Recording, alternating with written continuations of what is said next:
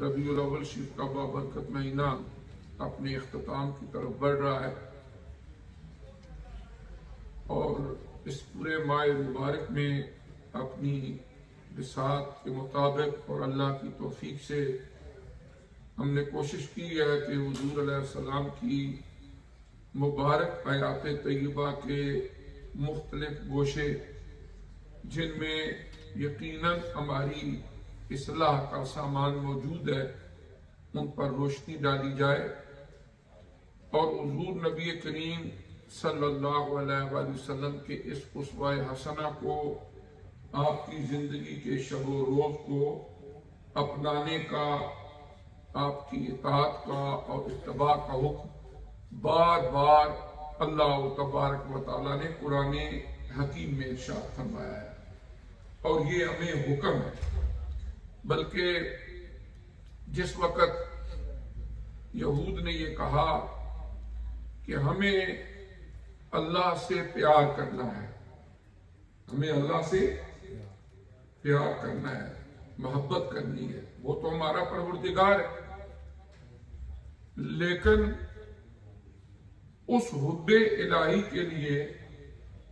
ہمارے لیے یہ کوئی لازم نہیں ہے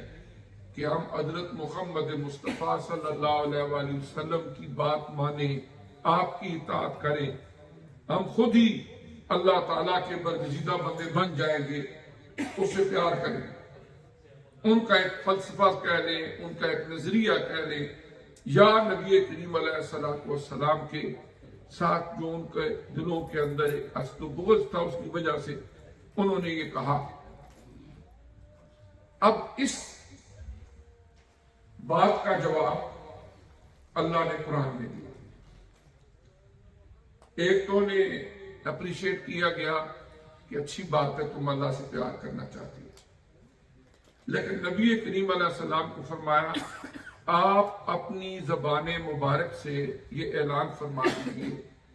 قل ان کنتم تحبون اللہ، دعویٰ جو کر رہے ہو کہ ہم اللہ سے پیار کرنا چاہتے ہیں، تو آپ فرما دیجئے ان کنتم تحبون اللہ فاتبعونی یحببکم اللہ ویغفر لکم ذنوبکم۔ فرمایا کہ آپ انہیں فرما دیجئے کہ اگر اس دعوے میں سچے ہو اور اللہ کی محبت واقعی تمہیں چاہیے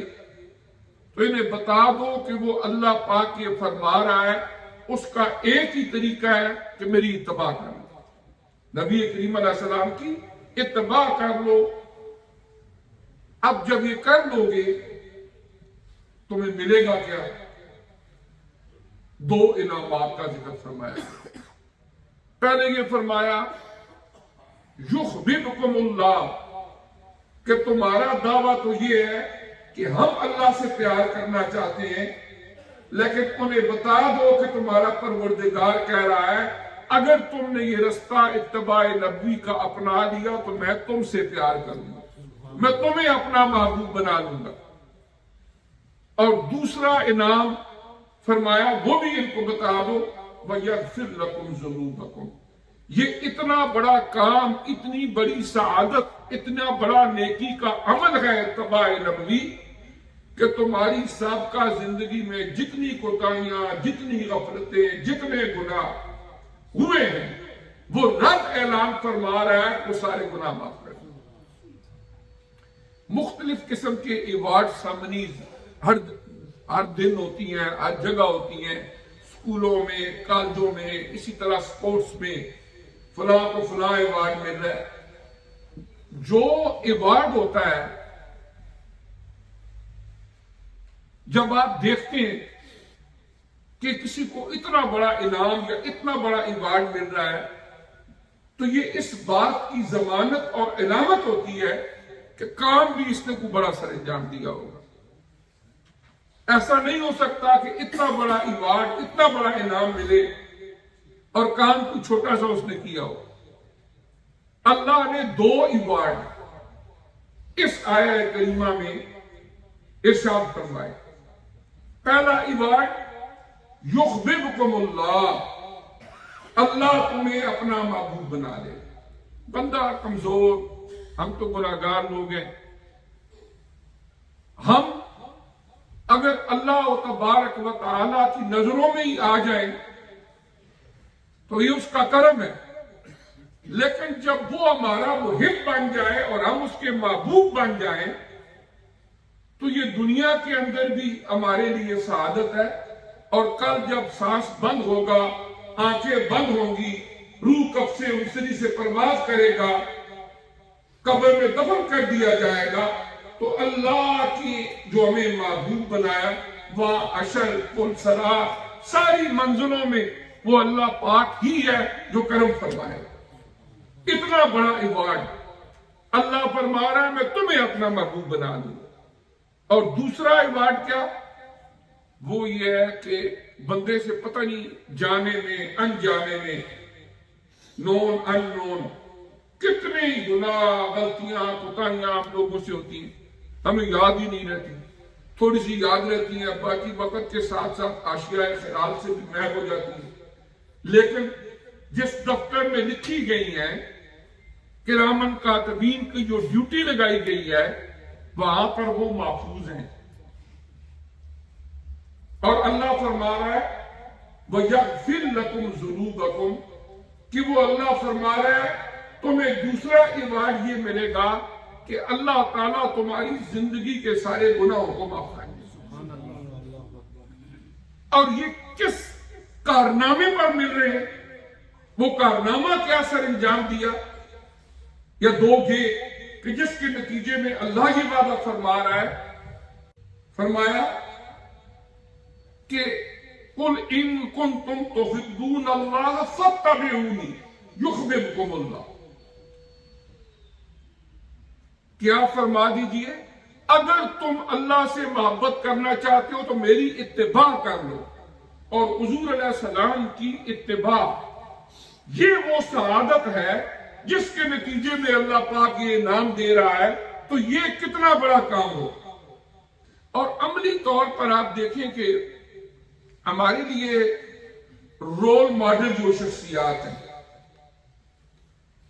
وہ شخصیات کہ جو سعادتیں انہیں ملی تا قیامت کسی کو مل نہیں سکتی۔ ذرا آپ ایک منٹ کے لیے چشم تصور میں لائیں کہ مسجد نبوی شریف آقا علیہ السلام تشریف فرما ہوں، آپ کے نزدیک ان صحابہ کرام کا جھرمٹ، آقا علیہ السلام کا گفتگو کرنا، اپنے سر کے کانوں سے سننا، اور ساتھ ساتھ رخ مصطفیٰ علیہ السلام کی زیارت کرنا، اور ایک ایک آپ کے قول کو پلے باندھنا، ایسے ادب و احترام سے بیٹھنا جیسے ان کے سروں پر پرندہ بیٹھا ہوئے اڑ جائے گا۔ اس بارگاہ نبوت کے آداب بھی ان کو اللہ نے قرآن کی سورہ الحجرات 26ویں پارے میں سکھائے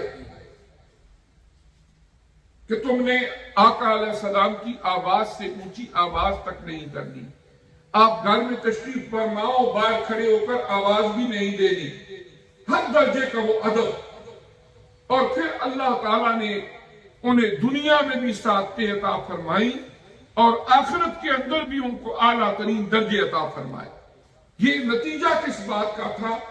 اتباع نبوی۔ یہاں پر ایک بات یاد رکھنا کہ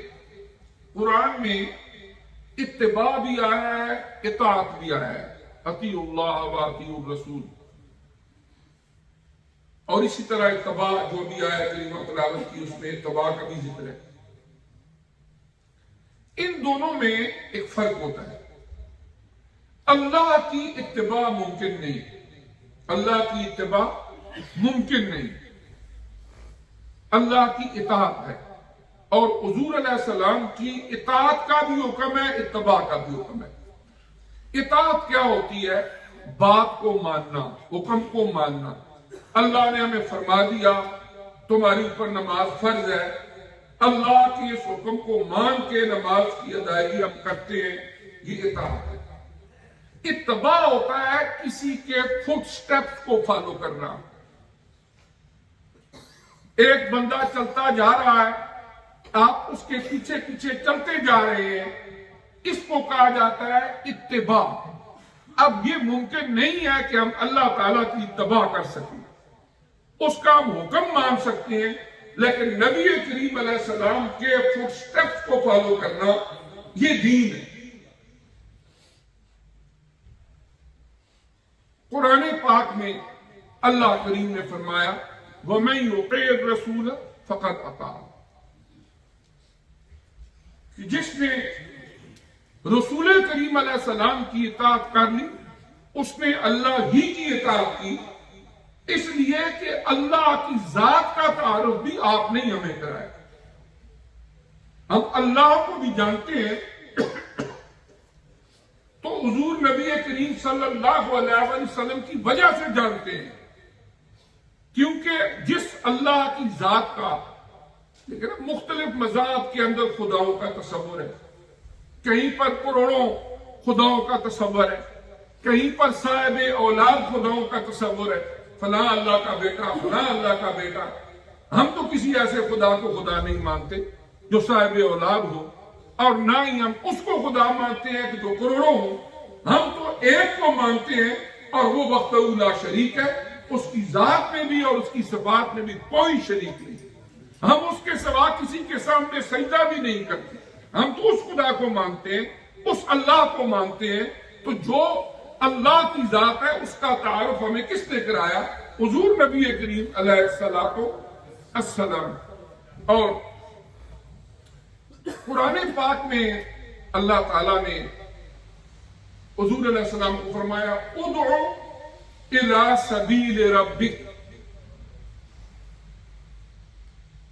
بالحکمت والموعظۃ الحسنہ، کہ اے پیارے نبی صلی اللہ علیہ وسلم،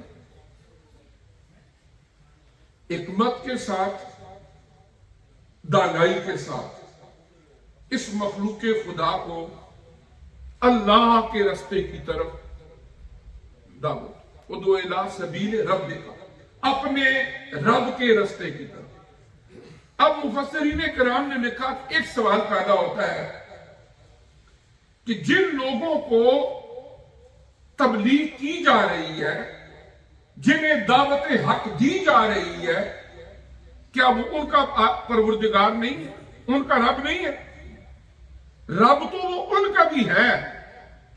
لیکن قرآن کا اسلوب دیکھیں، ادعو الی سبیل ربک، اے پیارے نبی انہیں اپنے رب کے رستے کی طرف دعوت دیں کہ جی اگر رب کو رب مانتے ہیں تو رب محمد سمجھ کے مانیں، کہ جس رب کو ہم رب مانتے ہیں، جس اللہ کو ہم اللہ مانتے ہیں، وہ اللہ ہے جو رب محمد ہے، جس اللہ کا تعارف ہمیں محمد الرسول اللہ نے کروایا،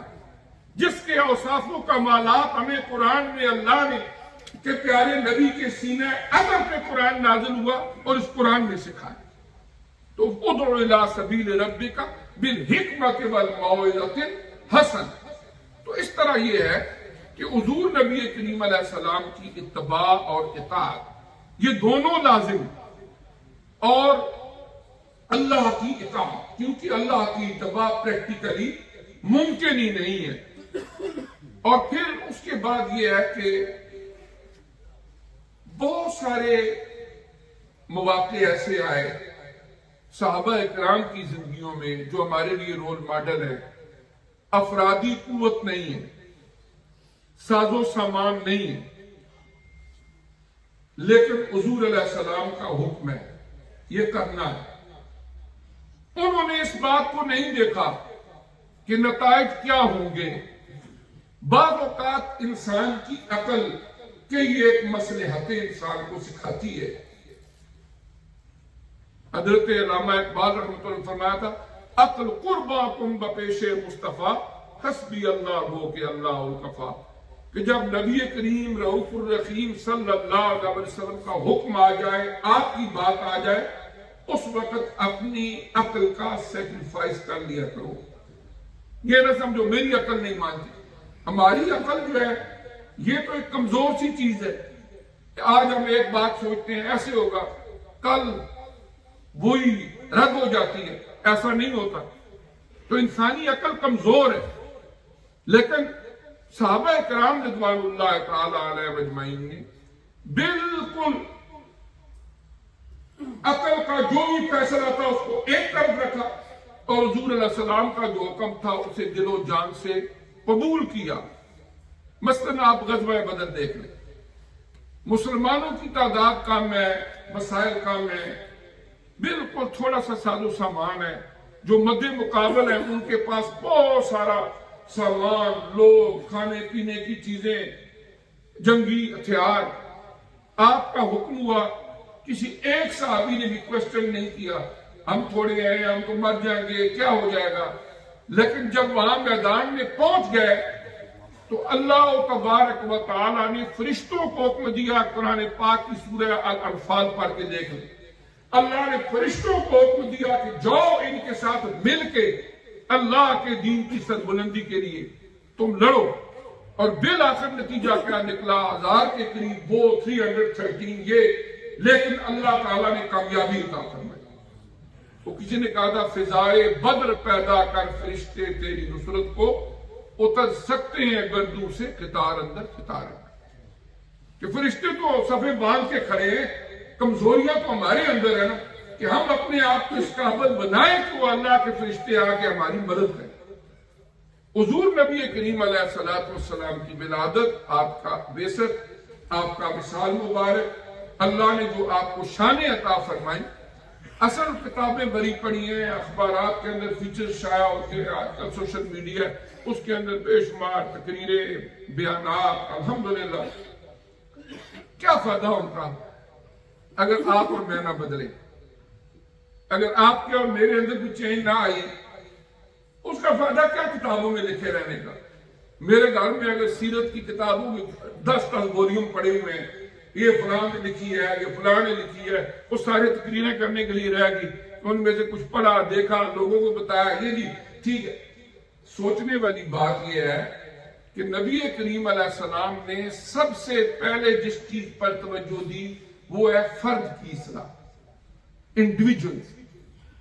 ایک ایک بندے کی اصلاح۔ بندے کے اندر یہ سوچ، یہ فکر پیدا ہو کہ وہ اپنے بارے میں میڈیٹیشن کرے،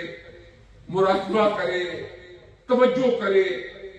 کہ میرے اندر کمزوری کون سی ہے۔ اگر بندہ خود نہ سیدھے رستے پہ آنا چاہے تو اللہ تعالیٰ کے نبی بھی اس دنیا سے چلے گئے، دعوت دیتے رہے، وہ لوگ جو بضد تھے کہ ہم نے سیدھے رستے پر نہیں آنا،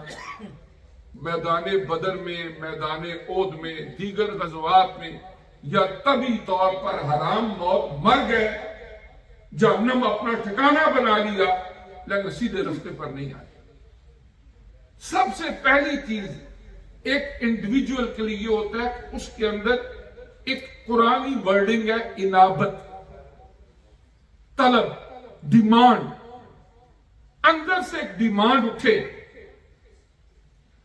کہ میں نے یہ کرنا ہے،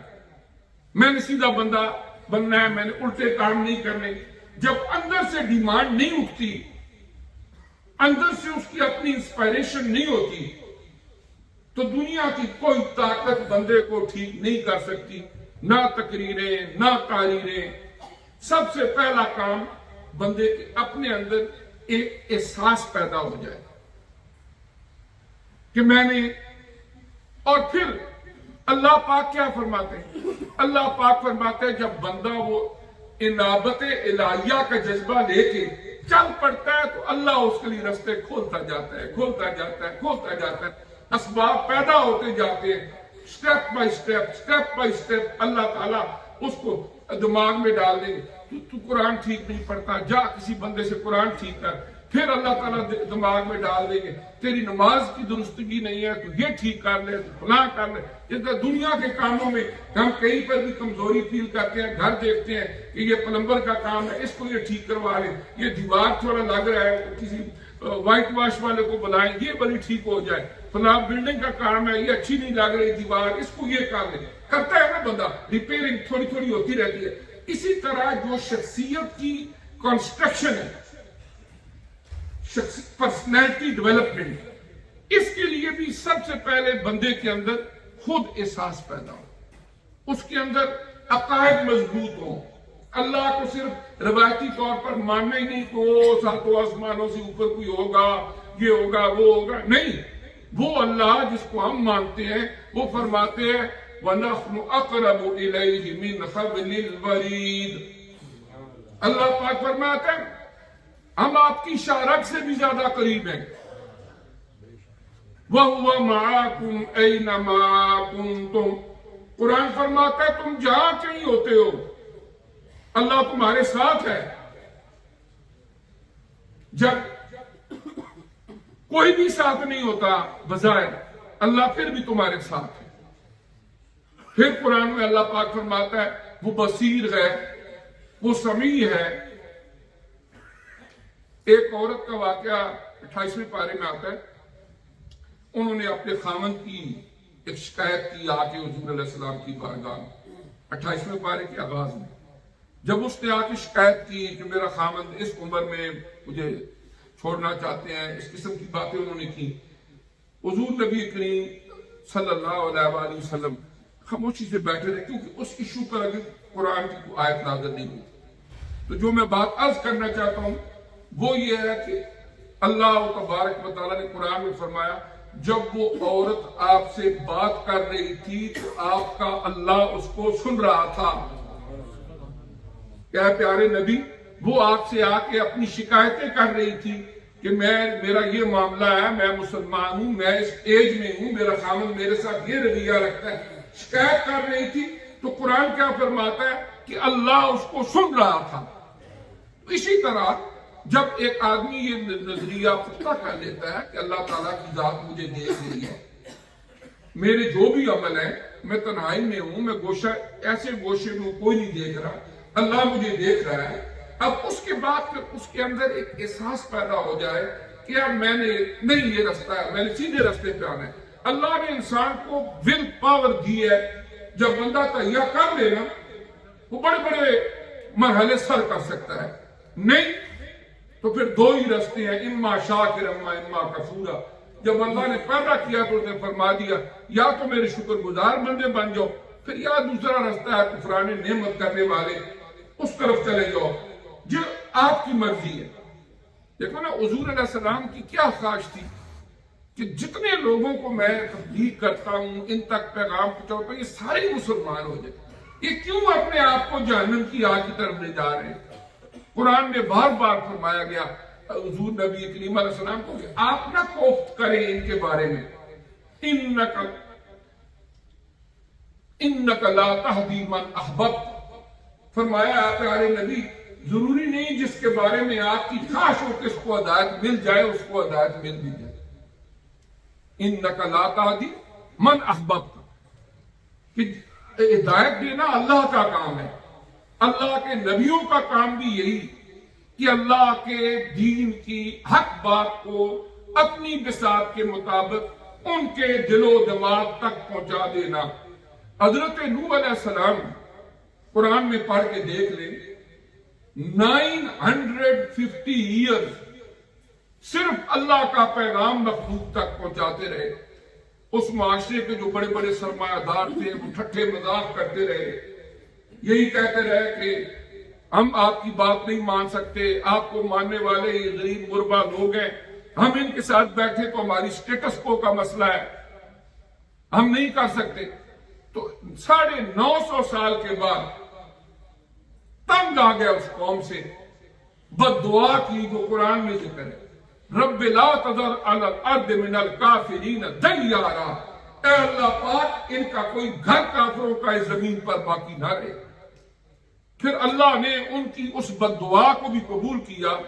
پانی کا سیلاب آیا، اور 950 ایئرز کی تبلیغ کے بعد ٹوٹل بندے وہی آپ پر ایمان لائے، اللہ پر ایمان لائے جو اس کشتی میں آ گئے۔ سگا بیٹا کنعان، اس نے کہا میں پہاڑ پر چڑھ جاؤں گا، وہ جوتی پہاڑ تھا اس کے اوپر چڑھ گیا،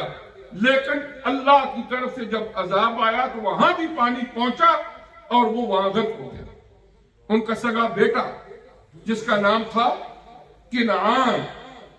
تو بات یہ ہے کہ اللہ کے نبی بھی اپنی زندگیاں صرف کی انہوں نے اسی بات پہ کہ اللہ کے یہ بندے سیدھے رستے پر آ جائیں، لیکن سیدھے رستے پر وہی آیا جسے اللہ نے توفیق دی، اور پھر اس نے اپنے اندر حق رستے پر چلنے کی طلب پیدا کی۔ ورنہ کوئی بندہ کسی طریقے سے ہدایت کسی کے دل و دماغ میں اندیل نہیں سکتا، صرف کانوں تک اور ذہنوں تک، دلوں تک بات پہنچائی جا سکتی ہے۔ اس کے بعد کس کو جہنم کے رستے پہ جا کے اپنی آخرت خراب کرنی، اپنی قبر کو کے اندر رسوائی درکار ہے، وہ رستہ اختیار کر لے۔ اگر یقین محکم ہے کہ ہم ایک اللہ کو ماننے والے ہیں، اس کے پیارے نبی پر حق ہے، اور جو دین لے کر آئے ہیں وہ ہماری بہتری کے لیے اور پوری انسانیت کے لیے ہے، تو پھر رول ماڈل لیفٹ رائٹ کو بنانے کی بجائے ان کو بنائیں، اور چھوڑ دیں ایسے فلسفے، ایسی باتیں۔ آج کل الہاد کے فلسفے ہیں، طرح طرح کی چیزیں ہیں جو ہمارے دماغ خراب کرتی ہیں۔ کوئی خدا کے وجود کا انکار کر رہا ہے، کوئی مذہب بیزاری کی طرف جا رہا ہے، اور وہ یہ کہتے ہیں جی کہ مذہب کیا ہے، مذہب کو چھوڑو، خود ہی گھر بیٹھے ہی اصلاح پالو۔ دیکھو دنیا کے اندر آدم علیہ السلام کے تشریف لانے سے لے کر آج تک کوئی بندہ از خود راہ ہدایت پر نہیں آیا۔ وَلِكُلِّ قَوْمٍ ہَادٍ، قرآن فرماتا ہے ہر قوم کے لیے کوئی نہ کوئی عادی ہے، کوئی نہ کوئی راہبر ہے۔ اللہ تعالیٰ ہر زمانے کے اندر اس سلسلے کو قائم رکھے ہوئے ہیں، اور انہی عادی، انہی راہبروں کے ذریعے کوئی نہ کوئی بندہ کسی سے اٹیچ ہو گیا،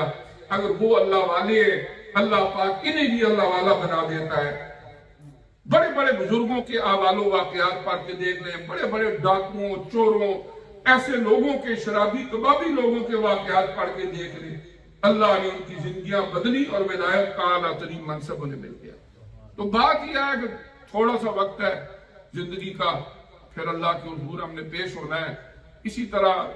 سلسلہ چلتا رہے گا۔ وہ کل کبھی نہیں آنا جس دن ہم نے توبہ کرنی ہے، جس دن ہم نے سیدھے رستے پہ آنا ہے، وہ آج ہی ہے، جمعہ المبارک کا دن۔ اگر ہم تیار کر لیں کہ ہم نے سیدھے رستے پر چلنا ہے، اگر کہیں پر بھی ہماری مدد درکار ہو، ہم 24/7 آپ کے لیے حاضر ہیں، نہیں تو کہیں اور بھی جدھر بھی آپ اللہ نے عقل فکر دی ہوئی ہے۔ صرف بات اتنی ہے کہ اگر ہم نے جنت کی نعمتوں سے سرفراز ہونا ہے اور دنیا کی زندگی میں بھی سکون کی نیند سونا ہے۔ مزے کی بات یہ ہے کہ جو اللہ سے دور ہوتے ہیں انہیں دنیا کے اندر بھی سکون نہیں ملتا۔ بظاہر چمک دمک اپنی جگہ، لیکن سلیپنگ پل زیادہ تر وہی خریدتے ہیں سونے کے لیے، اور اللہ تعالیٰ کے نیک بندے چٹائی پہ بھی ہوں تو اللہ تعالیٰ انہیں بڑے سکون کی نیند، آرام کی نیند عطا فرماتے ہیں، اور مسائل اس طرح کی چیزیں جو ہوتی ہیں اس سے وہ ڈپریشن کا، ٹینشن کا شکار ہونے کی بجائے وہ اللہ تبارک و تعالیٰ کی رحمتوں کے امیدوار رہتے ہیں۔ تکلیف آ بھی جائے، پریشانی آ بھی جائے، ان کی زبان سے پھر بھی صبر کے کلمات نکلتے ہیں۔ اللہ کی نعمت آ جائے، اللہ کا شکر ادا کرتے ہیں۔ اللہ پاک مجھے بھی آپ کو سمجھنے کی عمل کی توفیق دے۔ انشاءاللہ سیٹرڈے نائٹ کو عمرہ شریف کے لیے روانگی ہے 10 دن کے لیے۔ اللہ تعالیٰ مہربانی فرمائے، دعاؤں میں یاد رکھنا، اور انشاءاللہ اگلا جمعہ میں مدینہ طیبہ میں ہوں گا۔